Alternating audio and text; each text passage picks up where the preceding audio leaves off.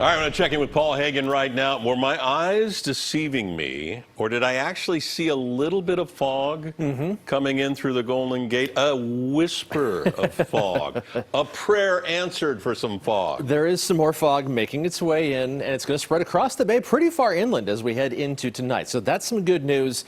Just any increase in humidity. We'll take everything we can get. We're going to start with a look at the conditions around the various fires burning around the Bay Area. We'll start with Sonoma County, the western edge of that LNU lightning complex, where temperatures are in the 80s to the west of Healdsburg. Humidities, though, not bad for August, 30 to 40%.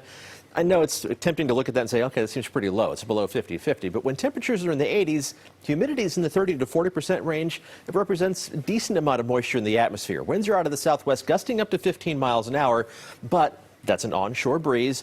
And as long as it's consistent, the fire crews can kind of allow for that. As long as the wind doesn't suddenly swivel in direction, which we don't expect to happen, they can allow for that and kind of adjust their containment efforts accordingly. Temperatures in the upper 80s and low 90s, where the bulk of the fires are burning around Napa County towards Solano County. Humidity is a little lower, but still in the 20 to 40% range. Could be worse.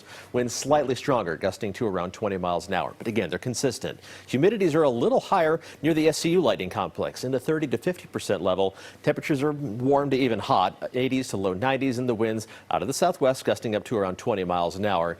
Here's the good news. Humidities in the vicinity of the CZU lightning complex, that's where the humidity is 50 to 70%. Temperatures are cooler, so that means that it's just allowing the moisture to feed more into containing the spread of that fire.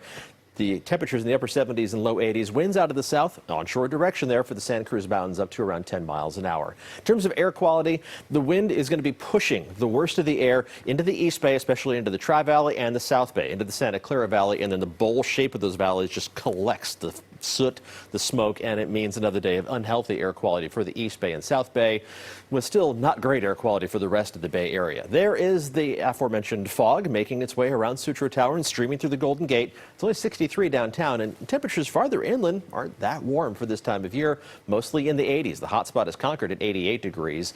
And here's the fog, really spreading far inland by early tomorrow morning.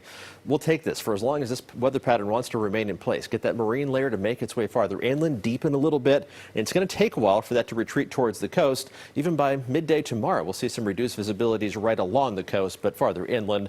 Skies will clear out of the fog, not the smoke. It's going to be a layer of fog near the ground and then that smoke above it. Temperatures will bottom out in the 50s and low to mid 60s by early tomorrow morning, slightly above average for late August. Temperatures tomorrow, low to mid 70s around the bay. Warm, even hot for inland portions of the East Bay, but not out of control heat, not the triple-digit heat that we were dealing with 8-9 days ago. Temperatures in the 80s for the North Bay, low 90s along and east of the Tri-Valley, and then mostly low to mid-80s for the South Bay with 60s right along the coast. Temperatures will stay hot inland, but normally hot for late August. Low to mid-90s for the hottest temperatures on the map, with mostly upper 60s and low 70s around the bay, mid to upper 60s near the coast as that fog goes back and forth each day.